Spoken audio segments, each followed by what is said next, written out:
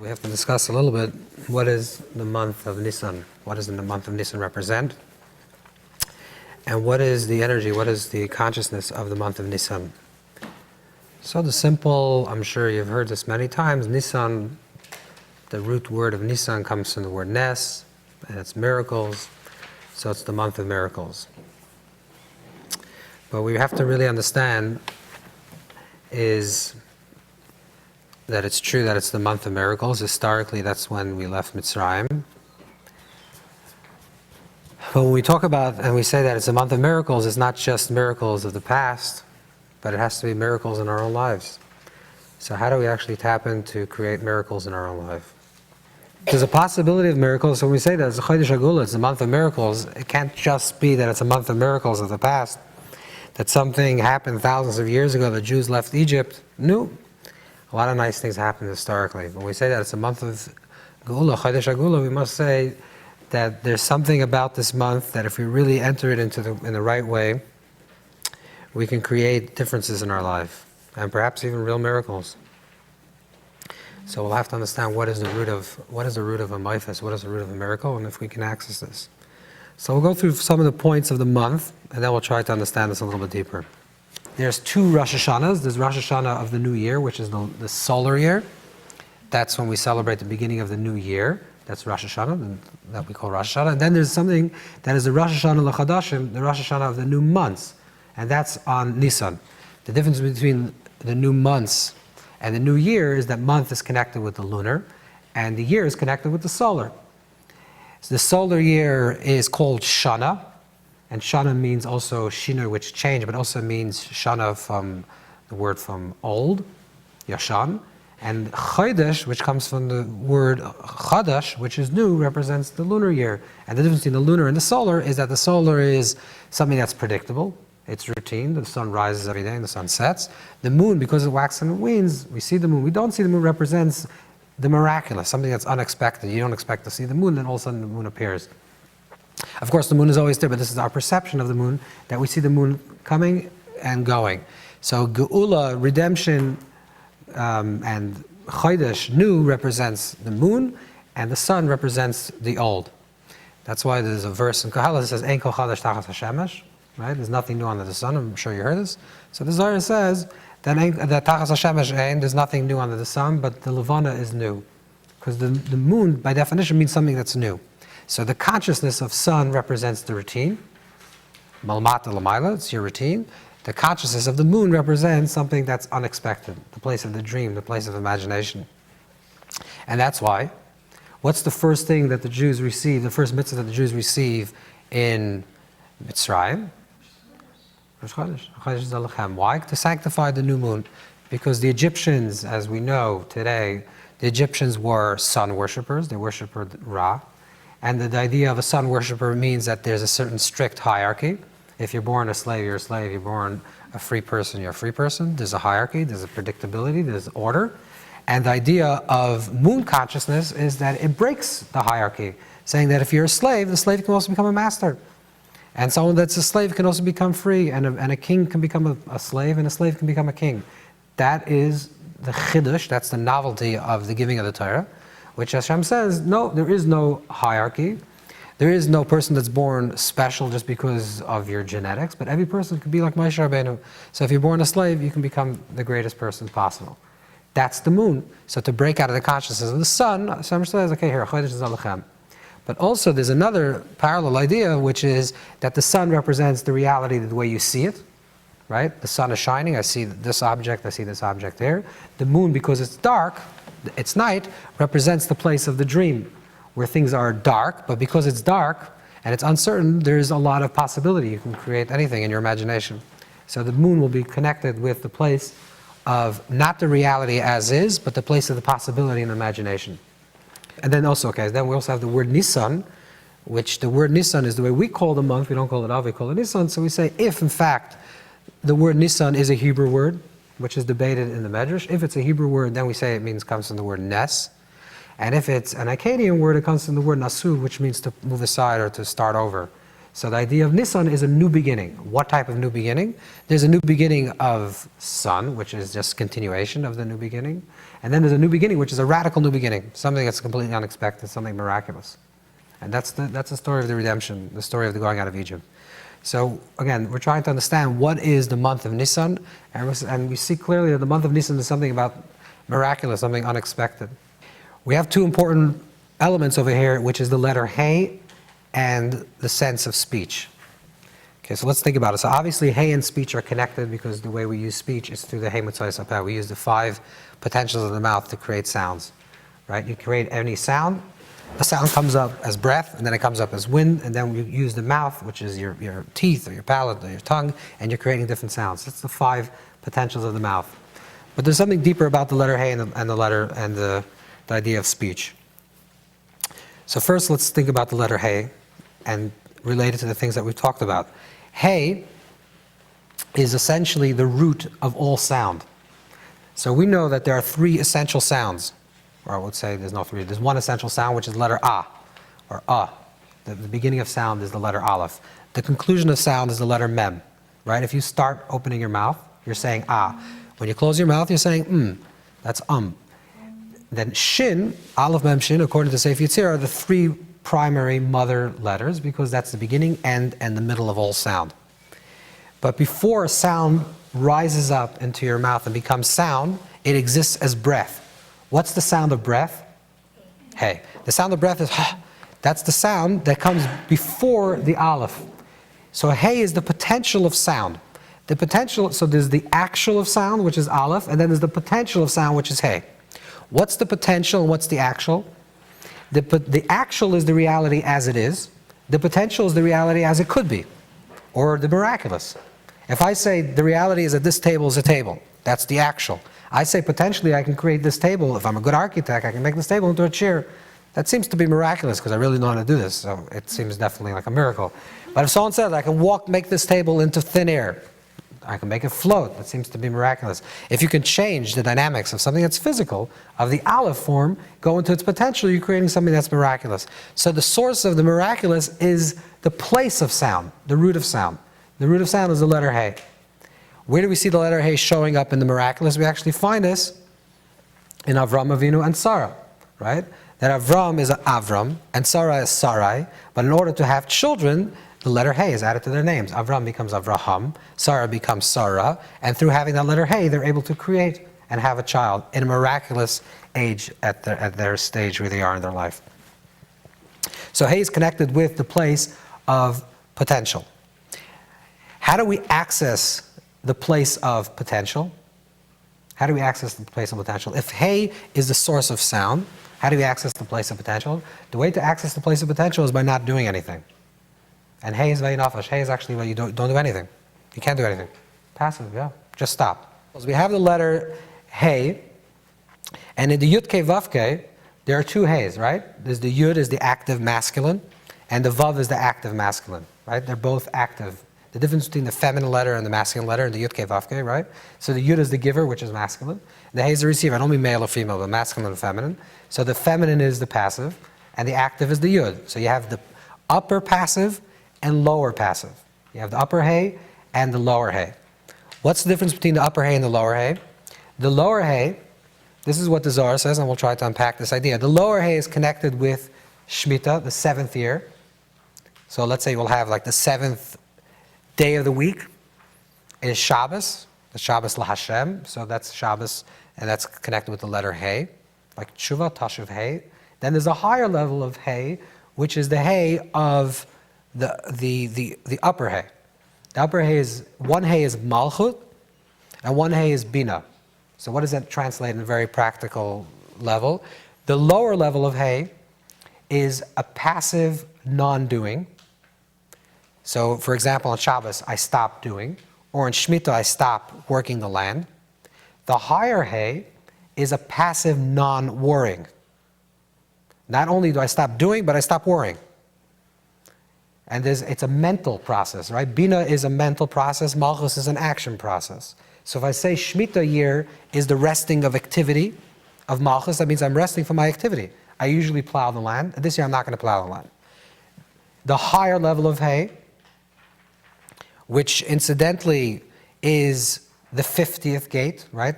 And that's why 49 times 49, 7 times 7, 49, then the 50th year is the Yovel year. The 50th year is the higher level of freedom, the higher level of non-activity, which incidentally there are 50 times, and the Torah mentions 50 times, according to the Zohar's reading, the Torah mentions 50 times Yetzias Mitzrayim. That you should remember the going out of Egypt, the Torah says it 50 times. Why? Because not only do we have to passively remember the non-doing of freedom on the lower level of Shemitah, but we have to actually activate also the higher level of the upper hay. Okay, so what is the lower hay is Malchut, which is activity. How do I do Malchut? I stop doing. The upper hay is a mental process. How do I stop my mental process, my mind? I stop worrying. And these are the two levels of hay. Okay, so what does it have to do with Pesach? What does it have to do with the story?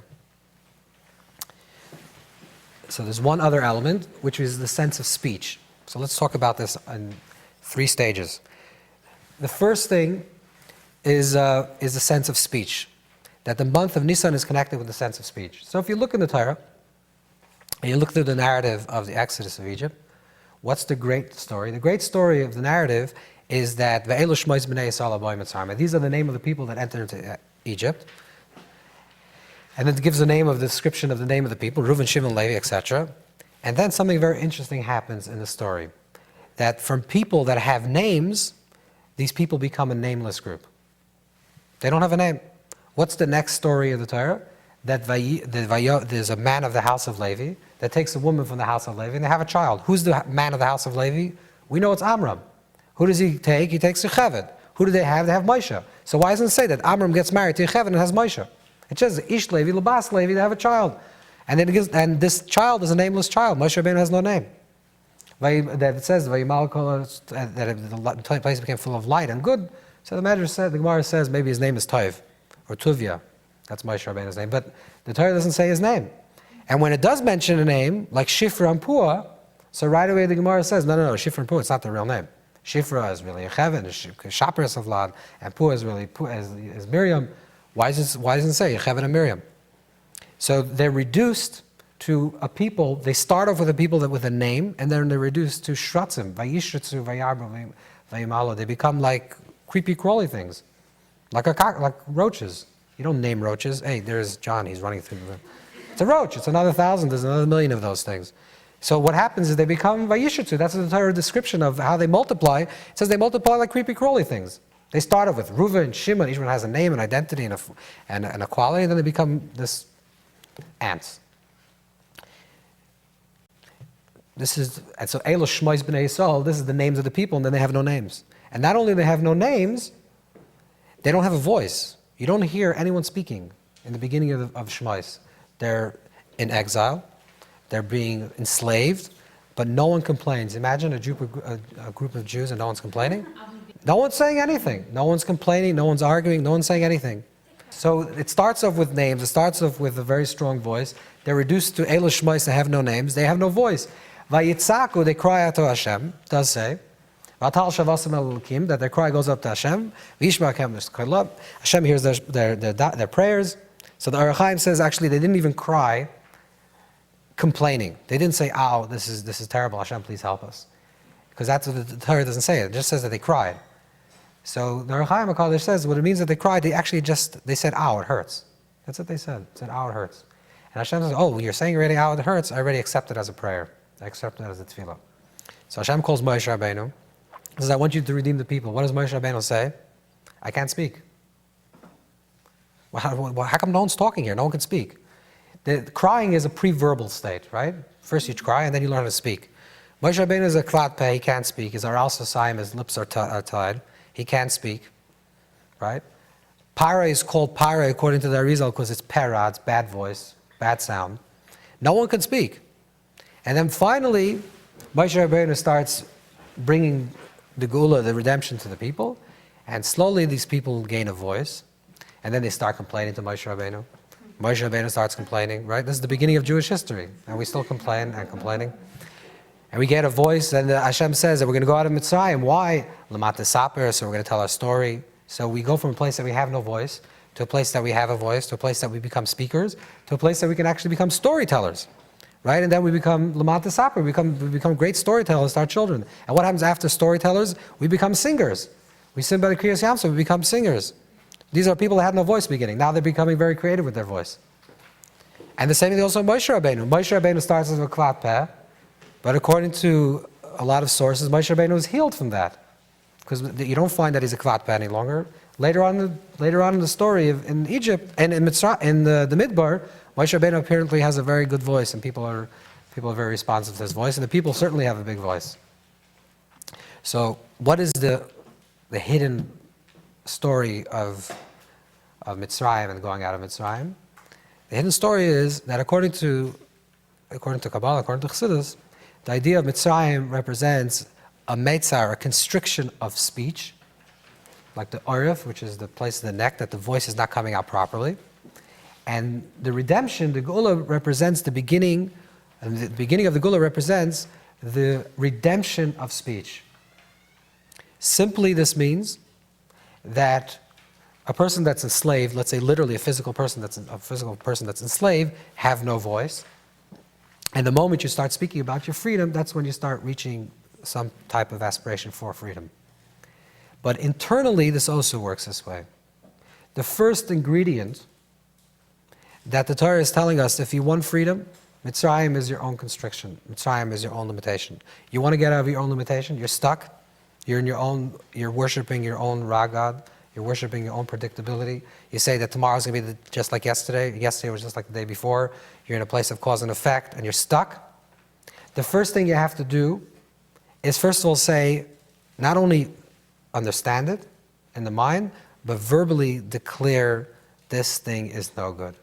I don't like it anymore. This is not my reality. This is not what I want for myself. That's the first step. Just same thing like what happened in Yetzias Mitzrayim. To verbally say, this is not a good thing. Second, obviously, is then to speak about what you want. What do you want? I don't want this, but I want something else. This is the way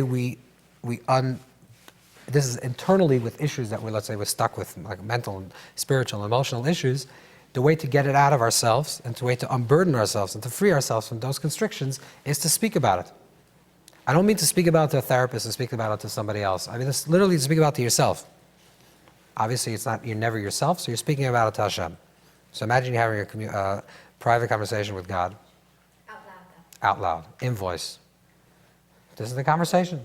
You sit alone in the room, you lock the door, make sure no one's listening to you, you turn on the music or something, and you say, God, listen, this is not good. This is not acceptable. It's unacceptable. I've done this, the other thing. It's unacceptable. This is my reality. And if you feel like you're talking to yourself, so say that also. Say, God, I don't understand what I'm doing. I'm really talking to myself. And if you have nothing to say Hashem, I don't really know what to do. I have nothing to say. But speak it. Speak about what's troubling you and speak about it openly. The first step is to speak about what you want. And the first thing I would even say before speaking about what you want, really say what's really troubling you. Okay, a person says, I need this. Really? What do you really want? What's really troubling you? What's the real things that are bothering me? And speak about it. So first of all, it creates clarity for yourself. So you know exactly what is troubling me. Your life is not working out, but which part of it? Okay, you can say this thing and that thing and the other thing, but until you give it voice and speak it out clearly to yourself, you don't really know for yourself, and you're not starting the process of redeeming that. So speak it. That's the first thing. Point number two. Point number two is a chodesh hazalachem. We have to create the image of the reality that we wish to create for ourselves. To mentally visualize, if you're not good visually, or to create an image of exactly what you want. Okay, so you don't want this, and you speak about it, and you're freeing yourself psychologically, mentally, spiritually from this constriction. You don't want this. So what do you want? Create that image in your imagination. Create it. Achayim say it's not possible for this to be my reality, and I want to connect with something that's beyond me. And I create this visually. Imagine yourself in this new reality. It's hard, it's difficult, but this is the way we unburden ourselves from the situations. So creating that reality. All this, these two steps, are movements towards the place of potential. We say that everything in creation is a yesh ayin reality. The yesh reality is the physical reality the way it is. The ayin reality is the reality of the potential. Like the yesh is the aleph, the potential is the hey. So if I say, I want to get out of the place of my actual. I don't like my actual anymore. I want to create something new for myself. I have to go to the place of the potential. So by accessing speech, which is freeing, but more importantly, by accessing the place of my koyach hadimya, my power of imagination, I'm going to the place where things are possible, where everything's possible. Just because I look like this and this is what I'm doing, that's one reality, that's one manifestation. This is stage 2. Stage 3 is also very important and integral, because the first 2 steps, what you're doing the first 2 steps is you're getting to the place of ayin, getting to the place of the potential, but you're not actually ayin. So the only way you can create something that's completely new is if you become ayin. Now the only problem is that if you're only in the place of ayin, where it's not about your ego, right? And you're just a transparent vessel that's receiving and transmitting to others, so then there's no reason to change anything.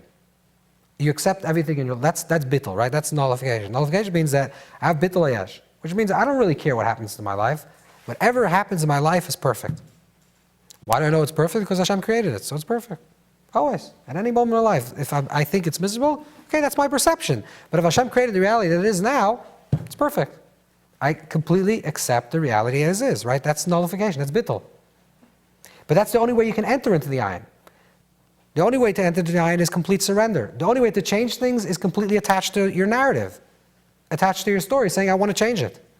You have to balance these 2 perspectives simultaneously. In other words, if you're going in and saying, I want to create a new reality for myself, and I speak about it, I visualize it, right? These are tools of redemption. Like the Torah gives us, these are the tools of our redemption. But I'm still connected to that thing. I want that particular story to unfold. I want that particular narrative to come true. Then it's still yesh. It's still yesh. It's still your story. I'm connected to the story. This is the result that I want. If I'm only in a place of surrender, there's no story. What do I care? So what you're doing is you're doing both. You're saying on one hand, I fully accept Hashem, this is your will. On the other hand, I completely don't accept anything. And this is what the Torah is, this is what we're talking about in the month. We have the Yud Kei Vav, we have the Hey, we have the speech, we have all these ideas is trying to show that there's both. So you have these 2 contrasting, 2 opposite ideas. That on the one hand is a complete surrender, and on the one hand is a complete non-surrender. I say that I want to create a new reality. I'm speaking about this new reality that I want to create. I visualize this reality that I want to create. And I know, Hashem, that you give me this potential, that I could create this. This is the way things can be created. On the other hand, there's a complete surrendering, that I don't have to do anything. And what it means that I don't have to do anything means on these 2 levels, of hey. The first level that I don't have to do anything is I don't have to physically do anything anymore. I've done my part. Let's say I'm looking for a shidduch, I'm looking for panas, I'm looking for some other thing. I say, Hashem, I'm going to do I'm going to try to create this reality for myself. I'm going to complain about it, not to other people, but to you. I'm going to speak about it. I'm going to visualize the reality that I want to create. And I'm also, at every day, I'm also going to practice something that I'm just going to say, that's it, I did my part. Hashem, now you do your part. And not only just going to do it in terms of my action, that I'm going to stop doing something, but also in terms of my mind. I'm going to stop worrying. I'm going to practice Shabbos of this worry now. Because the only way we can really, listen, everyone should be blessed, what they need, physically and materially and spiritually, everything immediately without all this process. And Hashem can do that as well. But I'm just saying, if you look into the Chodesh, the month of Nisan, what the month is saying, telling us, is that we have to, on one hand, create this new reality for ourselves, speak about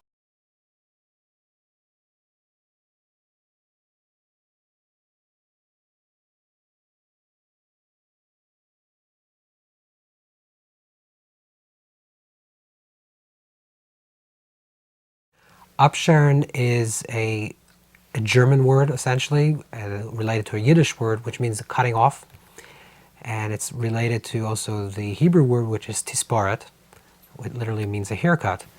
And the idea of an Abscheren, the way it's classically known, or Abscherenish, is the ceremony that celebrates a boy's third birthday. And upon the boy's third birthday, his hair is cut for the very first time. So it means up until his third birthday, we let's allow the hair to grow long. And then on the third birthday, we cut his hair and we put on his head a kippah, a yarmulke, and tzitzit. And this is part of initiation into boyhood. The custom of the Abscheren is a pretty old custom. The students of the Arizal, Rabbi Chaim Vital, writes that his teacher, Rabbi Isaac Luria, in the 1500s went to Miron, to the gravesite of Rabbi Shimon Bar Yochai, to perform an Abscheren, which is to perform the cutting of his child's hair. And he mentions that this is an older custom. We find this also that the Radbaz, or David ben Zimri, who is one of the teachers of the Ari, mentions this custom as well. So on the third birthday, they cut the child's hair. What's the significance of hair? Why do we allow hair to grow? And why on the third birthday? And why specifically a boy?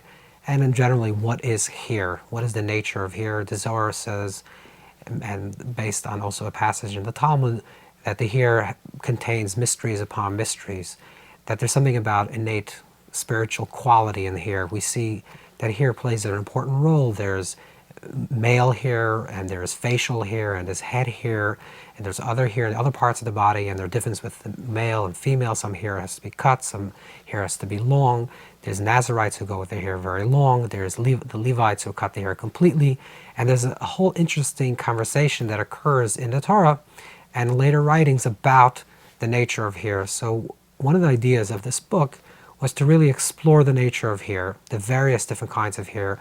What is male hair, masculine hair? What is head hair? What is facial hair? What is a beard hair? What is female hair?